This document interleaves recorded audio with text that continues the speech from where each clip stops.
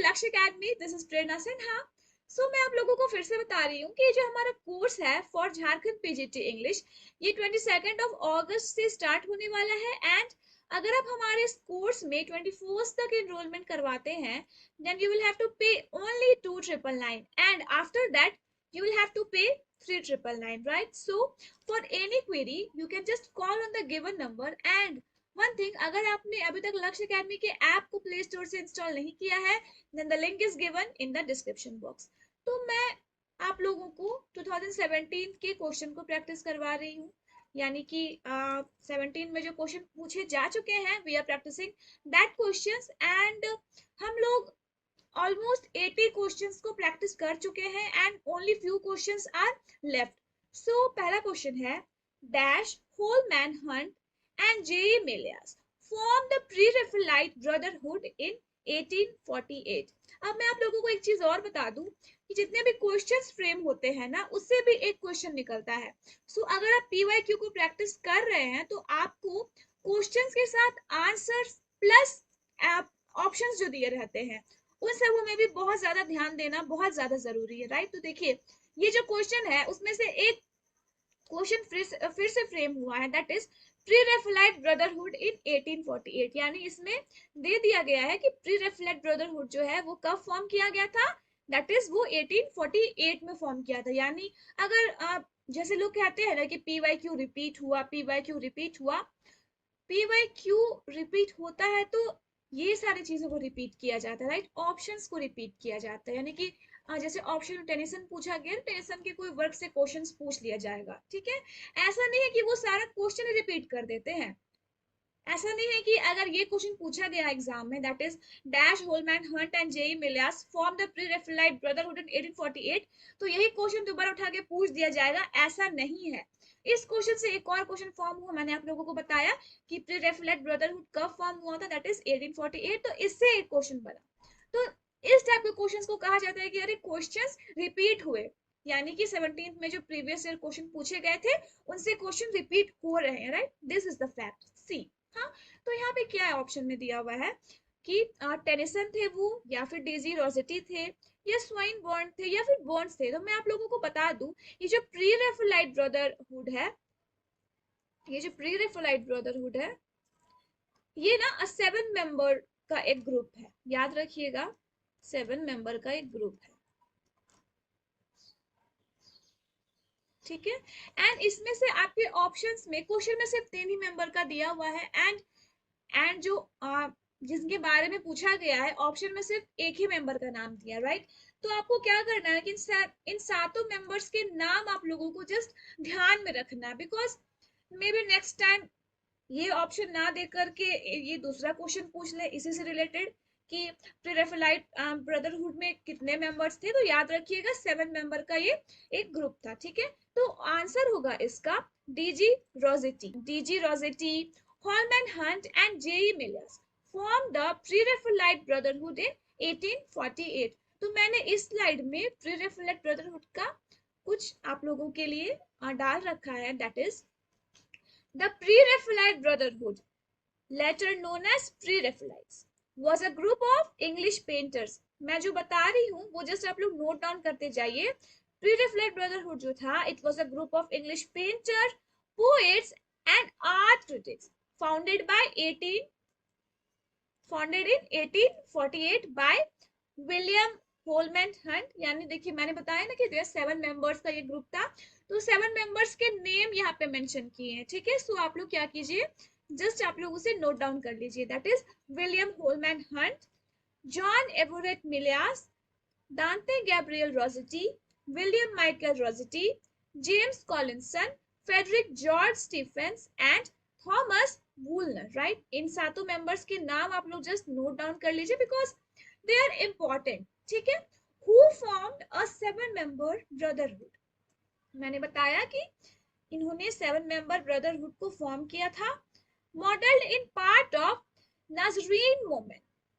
किस पार्ट का ये मेंशन किया गया था, दैट इज नाजरीन मूवमेंट। यानी एग्जाम में अगर पूछा जाता है कि प्री-राफेलाइट ब्रदरहुड्स में किसके मॉडल का वो पार्ट था, दैट इज आंसर होगा नाजरीन मूवमेंट का, ठीक है। तो मैं फिर से बता रही हूँ कि प्री रेफलेट ब्रदरहुड, इसमें 7 मेंबर्स का एक ग्रुप था, जिसमें से थे William Holman Hunt, John Everett Millais, DG Rossetti, W M Rossetti, James Collinson, Frederick George Stephens and Thomas Wool, right, who formed a 7-member brotherhood model in part of the Nazarene movement, right? So now coming to the next question, that is, तो आप लोगों को समझ में आ गया कि एक एक पॉइंट इंपॉर्टेंट है, क्वेश्चन जो मैं बता रही हूँ एंड मैं उससे अगर कोई क्वेश्चन फ्रेम कर रही हूँ तो आप लोग जस्ट उसे नोट डाउन करिए, right. So the answer is DG Rossetti. अब हम आते हैं नेक्स्ट क्वेश्चन में, that is the building of pandemonium occurs at the dash of book 1 in paradise lost। ये जो बिल्डिंग ऑफ द pandemonium है वो कब ऑकर होता है पैराडाइज लॉस्ट में। पैराडाइज लॉस्ट मैंने बताया कि जॉन मिल्टन ने लिखा था, मैंने प्रीवियस आप लोगों को बता रखा है प्रीवियस वीडियो में कि जॉन मिल्टन ने लिखा था। एंड इस वर्क में बिल्डिंग ऑफ पैंडेमोनियम कब ऑकर होता है, बुक 1 में अकर होता है, कब अकर होता है। सिंपल देखिए, इन्होंने इससे भी एक क्वेश्चन आप लोगों के लिए डाला है कि पेंडेमोनियम का जिक्र कौन सी बुक में था, then the answer is book 1। Simple सा, इससे भी क्वेश्चन निकल रहा है। इससे अगर मैं क्वेश्चन फ्रेम करना चाहूँ तो जो क्वेश्चन पूछा गया है उसके अलावा और 2-3 क्वेश्चन निकल जाएंगे इससे, राइट। सो या फिर आप लोगों को पूछ दिया जाएगा कि बिल्डिंग ऑफ पेंडेमोनियम ये कौन से लेटर का कौन से लेटर के वर्क में इसका जिक्र है, तो ऑप्शन दे दिया जाएगा John Milton, John Keats, okay. So the answer is John Milton, right. तो आप लोग ना एक एक चीज को ध्यान से देखिए एंड क्वेश्चंस भी बहुत इंपॉर्टेंट है, राइट। सो ये जो बिल्डिंग ऑफ पैंडेमोनियम है ये अगर होता है at the end of book 1 in Paradise Lost. ये at the end of book 1 in Paradise Lost में ये अकर होता है, right. The answer is end of book 1। Now coming to the next question, that is, whose lines are these? Bliss was it in that dawn to be alive, but to be young was very heaven।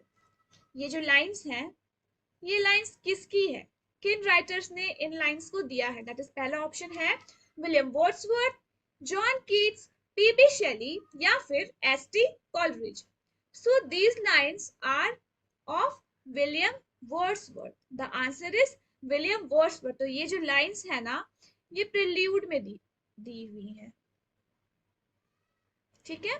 Prelude में ये lines है and ये जो lines है ये context to French revolution, right, related to French revolution, याद रखिएगा।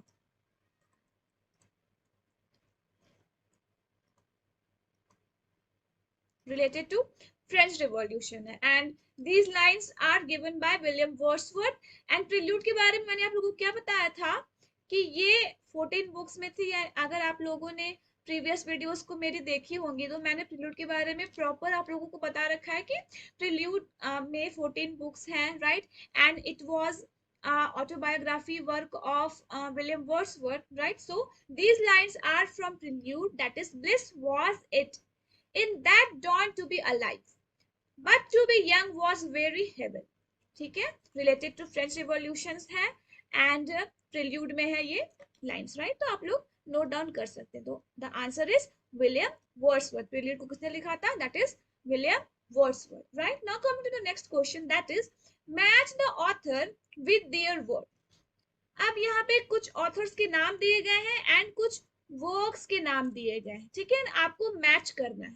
तो मैं मैच द फॉलोइंग के बारे में आप लोगों को बता देती हूँ कि मैच द फॉलोइंग के जो ऑप्शंस रहते हैं ना बहुत ज्यादा कंफ्यूजिंग रहते हैं, क्योंकि एटलीस्ट अगर 4 राइटर आप लोगों को दिए रहते हैं तो एटलीस्ट 3 राइटर के बारे में आपको आना चाहिए, उनके बारे में आप उनके वर्क्स को आपको मतलब जानना चाहिए, राइट।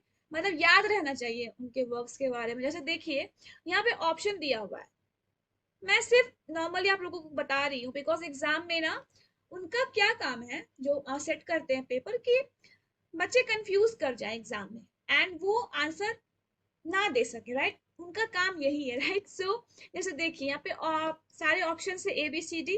देखिए 4 का अगर आप जान रहे तो 4 है ये तो उसका ए क्या होगा? जैसे मैंने यहाँ पे नंबरिंग नहीं किया है, दैट इज चार्ल्स लैम्ब, यहाँ पे 1 होगा, यहाँ पे 2 होगा, यहाँ पे 3 एंड यहाँ पे 4 होगा, राइट। सो आप लोग नंबरिंग कर लीजिएगा। तो जैसे ये चार्ल्स डिकन्स है, ऑप्शन नंबर ये 4 नंबर है, 4 का ए होगा। तो 4 का ए देखिए 3 3 में दिया हुआ है। सो आप क्या कीजिएगा, आपको तो सिर्फ चार्ल्स डिकन्स का ही वर्क पता है, जो कि अ टेल ऑफ टू सिटीज, बाकी का तो आपको वर्क पता नहीं है। तो आप क्या कीजिएगा, यहाँ पे आप कुछ नहीं कर सकते, आप कौन से ऑप्शन में जाइएगा, तीनों में ए है। तो आपको क्या करना है ना कि जितने भी सिलेबस में राइटर्स दिए हुए हैं उनके नेम्स एंड उनके वर्क्स को एटलीस्ट अपने रूम में वॉल पे उसको पेस्ट करके अच्छे से रोज उसे देखिए, ताकि ना आपको वो ना याद हो सके, बिकॉज बहुत ज्यादा कंफ्यूजिंग ऑप्शंस रहते हैं, राइट। तो मैं बता रही हूँ आप लोगों को, तो let's try this, okay. So क्या क्या ऑप्शन में, Charles Lamb, William Hazlitt, George Eliot and Charles Dickens. तो मैंने आप लोगों को बता रखा है, अगर आप लोगों ने प्रीवियस वीडियो को देखा होगा एंड नोट डाउन किया होगा, तो चार्ल्स लैम्ब के बारे में मैंने आप लोगों को बताया था कि चार्ल्स लैम्ब ने लिखा था essays of Elia. Charles Lamb ने लिखा था essays of Elia and he was, याद है ना, मैंने बताया था कि फेमस फॉर हिज एसेज, उनके एसेज बहुत ज्यादा फेमस हैं। तो अगर 1 का होगा डी, यानी चार्ल्स लैम्ब का होगा एसेज ऑफ इलिया। तो मैं जाती हूँ एसेज ऑफ इलिया में,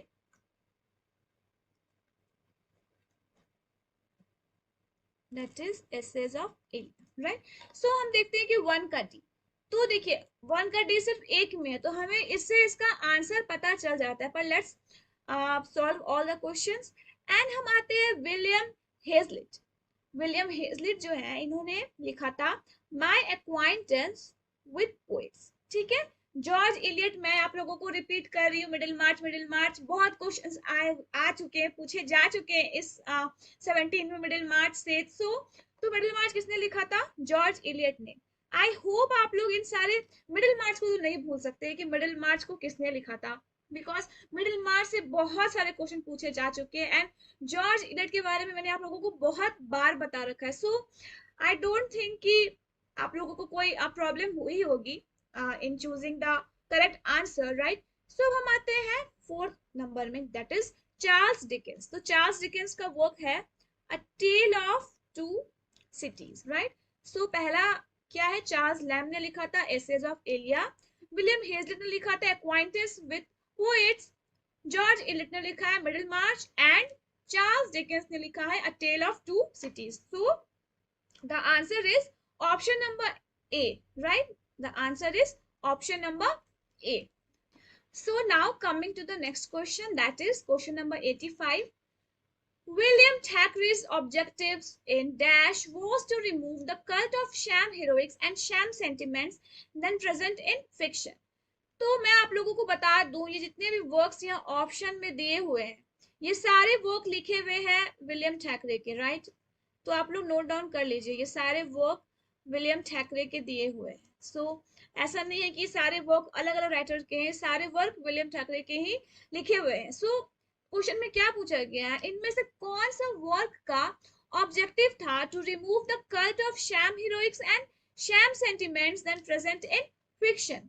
सो इनका एक वर्क है वैनिटी फेयर, ये इस वर्क का ऑब्जेक्टिव था to remove the cult of sham heroics and sham sentiment then present in fiction. तो मैं आप लोगों को बता दूं, जो वैनिटी फेयर है ना, इसमें कोई हीरोइन नहीं है, इस ये सिर्फ फीमेल बेस्ड, इसमें सिर्फ हीरोइन है, इसमें कोई हीरो नहीं है, राइट। सो यहाँ पे आंसर होगा वैनिटी फेयर, राइट। सो मैं बता रही हूँ कि मैंने इस स्लाइड में वैनिटी फेयर के बारे में कुछ डाल रखा है आप लोगों के लिए। तो Vanity Fair is an English novel by William Makepeace Thackeray. William Thackeray का पूरा नाम क्या है? It is William Makepeace Thackeray, which follows the life of Becky Sharp and Amelia Sedley. तो बेकी शार्प जो है ना, वो मेन प्रोटोगोनिस्ट हैं, ये लड़की है, राइट, लेडी है ये, and Amelia Sedley amid their friends and families during and after the Napoleonic Wars, ठीक है। It was first published as a 19 volume monthly serial from 1847 to 1848 carrying the subtitle Pen and Pencil Sketches of English Society. The subtitle क्या था, ये आप लोग note down कर सकते हैं, बहुत इंपॉर्टेंट है. सबटाइटल है Pen and Pencil Sketches of English Society, which reflects both its satirization of early 19th century British society and the many illustration drawn by Thackeray to accompany the text. ठीक है, so it was published as a single volume in 1848 में, ये as a single volume publish हुआ था इनका novel with subtitle novel without a hero. मैंने बताया इसमें कोई हीरो नहीं है, इस नॉवल में कोई हीरो नहीं है. Reflecting Thackeray's interest in deconstructing his era's convention regarding literary heroism, it is sometimes considered the principal founder of the Victorian domestic novel, right? So ये नॉवल का जो मेन कैरेक्टर है that is Becky Sharp, right? ये novel ये first publish हुई थी 19 volumes में इन monthly serial, that is 1847 से 1848 तक ये पब्लिश हुई थी.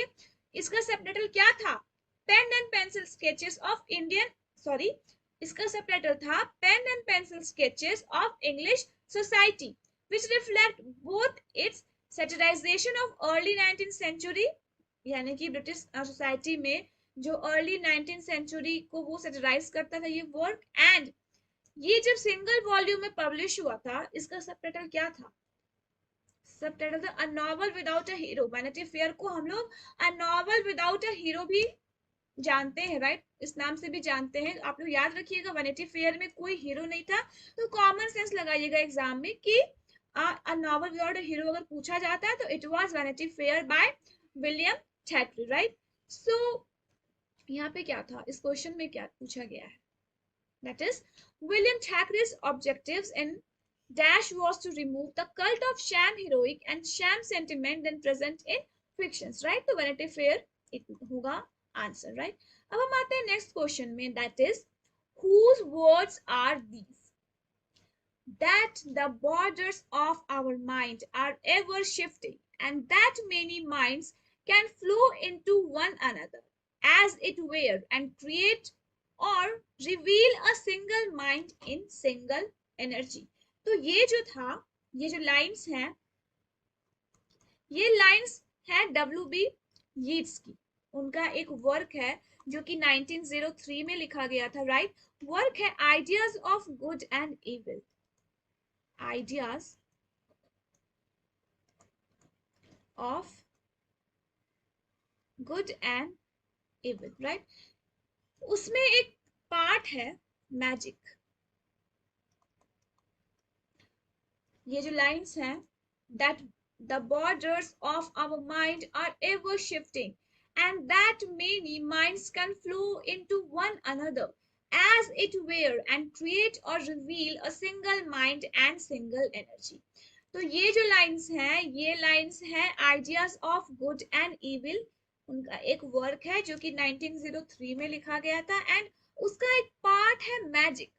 ये लाइंस उसी से ली गई हैं, राइट? सो विलियम W.B. यीट्स होगा इसका answer, that is William Butler Yeats.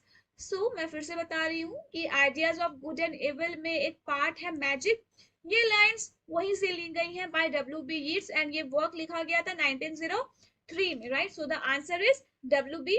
Yeats. अब हम आते हैं नेक्स्ट क्वेश्चन में, that is the prelude presents the poet in quest of his, options है सॉलिट्यूड, बॉयहुड, आइडेंटिटी या फिर फ्रेंड. तो प्रिल्यूड जो है ना, विलियम वर्ड्सवर्थ इसमें अपनी आइडेंटिटी से क्वेस्ट करते हैं, right? So the answer is identity.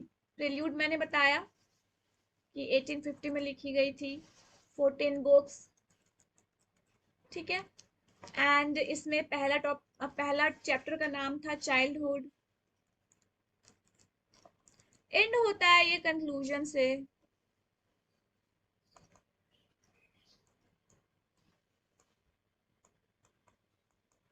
ठीक है? एंड होता है ये कंक्लूजन से. तो इसमें ना बेसिकली विलियम वर्ड्सवर्थ ने लिखा था प्रिल्यूड को, आप लोगों को पता होना चाहिए, मैंने पहले भी बताया है.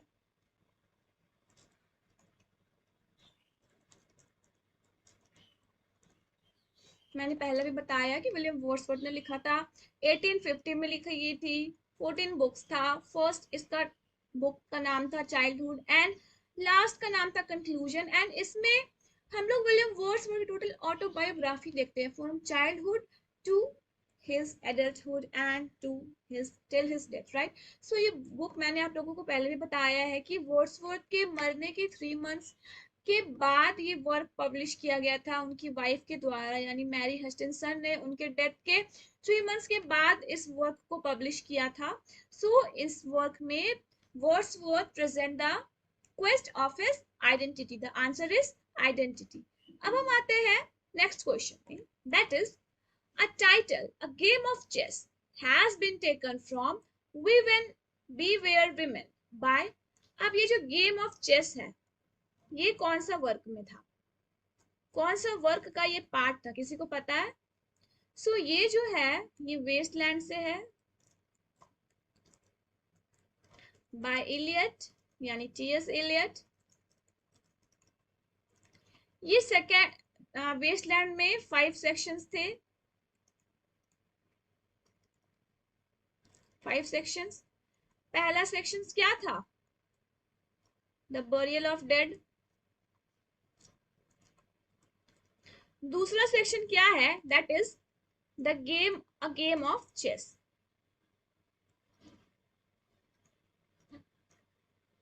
थर्ड क्या है? A fire Sarman. फोर्थ मैं यहां लिख रही हूँ, राइट? आप लोग नोट डाउन कर लीजिएगा, उसमें स्पेस नहीं है। Death by water.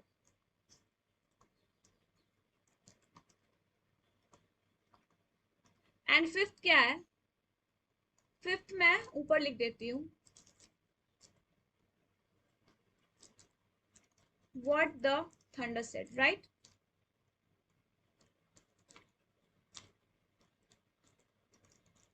सो ये जो title game of the chess है, यानी जो सेकेंड पार्ट है वेस्टलैंड का, पहला पार्ट क्या है? The burial of dead, the burial of dead, a game of chess, a fire sermon, death by water and what the thunder said।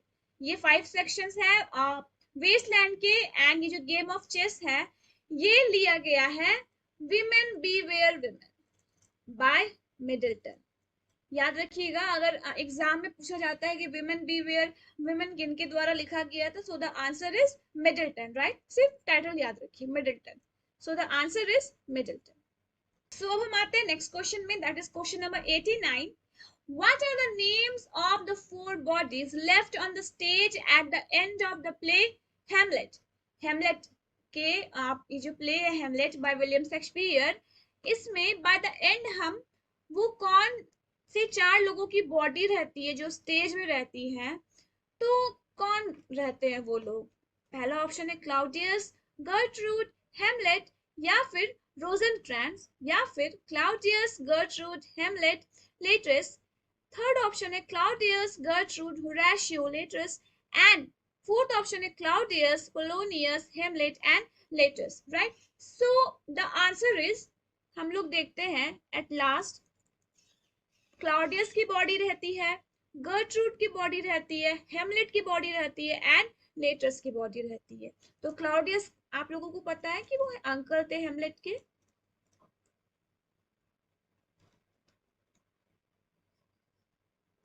Gertrude mother रहती है,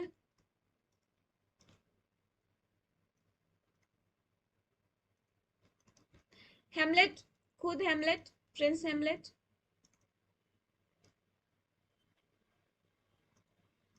एंड ये लेटरस पोलोनियस का बेटा रहता है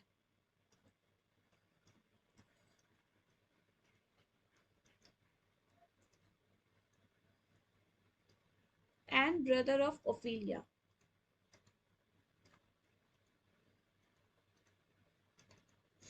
तो पोलोनियस ये एक मेजर कैरेक्टर है हेमलेट का, एंड ओफिलिया जो है इनका रिलेशनशिप रहता है हेमलेट के साथ, यानी प्रिंस हेमलेट के साथ ओफिलिया का रिलेशनशिप रहता है। एंड एट लास्ट में हम देखते हैं ना, ओफिलिया जो है वो ना पागल हो जाती है एंड वो सुसाइड कर लेती है, यानी वो खुद को वो ड्रॉन कर लेती है, यानी वो डूब जाती हैं, वो कूद जाती हैं, वो सुसाइड कर देती है. So the answer is option number 2. Last में हम किन की बॉडीज को देखते हैं? ओफिलिया की डेथ पहले ही हो जाती है. ठीक है. सो क्लाउडियस रहता है, दैट इज लास्ट में we see the body of Claudius, Gertrude, Hamlet and Laertes, right. So the answer is option number 2, that is Claudius, Gertrude, Hamlet and Laertes. Last में हम उनकी बॉडी देखते हैं हेमलेट में. क्लाउडियस अंकल ऑफ हेमलेट रहते हैं, mother रहती है वो गर्ट्रूड हेमलेट की, हेमलेट खुद प्रिंस हेमलेट रहते हैं, एंड लेटस रहते हैं son of Polonius and brother of Ophelia, right. अब हम आते हैं नेक्स्ट क्वेश्चन में, that is dash deals with the problem of boarding school in Nicholas Nickleby. ये जो वर्क है सिंपल सा, निकोलस निकलबाई, ये किनका वर्क है? तो ये वर्क है चार्ल्स डिकेंस का. Nicholas Nickleby is a work by Charles Dickens. So मैंने स्लाइड में डाल रखा है निकोलस निकलबाई और the life and adventures of Nicholas Nickleby, or also the life and adventure of Nicholas Nickleby, containing a faithful account of the fortunes, misfortunes, uprising, downfalling, and complete career of the Nickleby family, is a novel by Charles Dickens, originally published as a serial from 1838 से 1839. It was Dickens' third novel. ये जो novel है Nicholas Nickleby, it was Dickens' third novel. The story centers on the life and adventures of Nicholas Nickleby, a young man who must support his mother and sister after his father's death.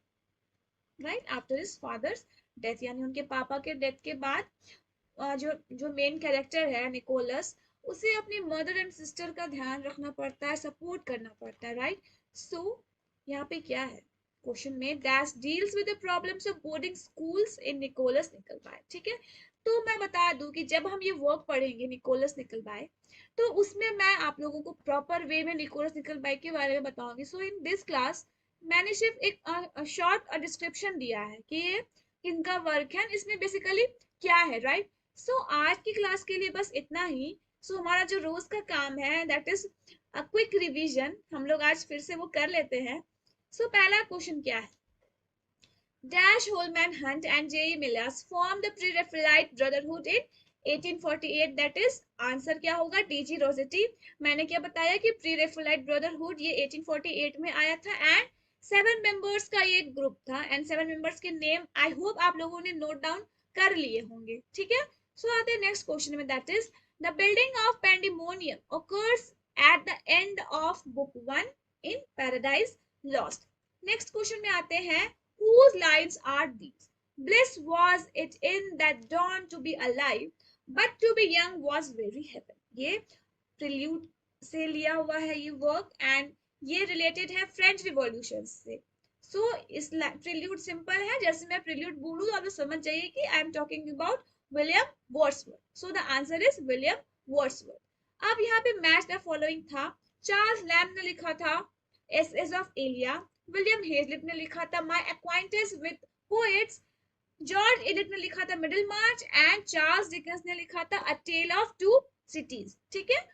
अब हम आते हैं next question में, that is William थैकरे's objective in Vanity Fair was to remove the cult of sham heroics and sham sentiment then present in fictions. मैंने vanity fair के बारे में आप लोगों को क्या बताया कि ये इस नॉवेल में कोई हीरो नहीं है, इसमें कोई हीरो नहीं है, टोटली ये फीमेल बेस्ड वर्क है, right. So the answer is vanity fair. Next question क्या है, whose words are these? That the borders of our mind are ever shifting, and that many minds can flow into one another as it were and create or reveal a single mind, a single energy. ये lines हैं W.B. Yeats का एक work है ideas of Good and evil, जो कि 1903 में लिखा गया था.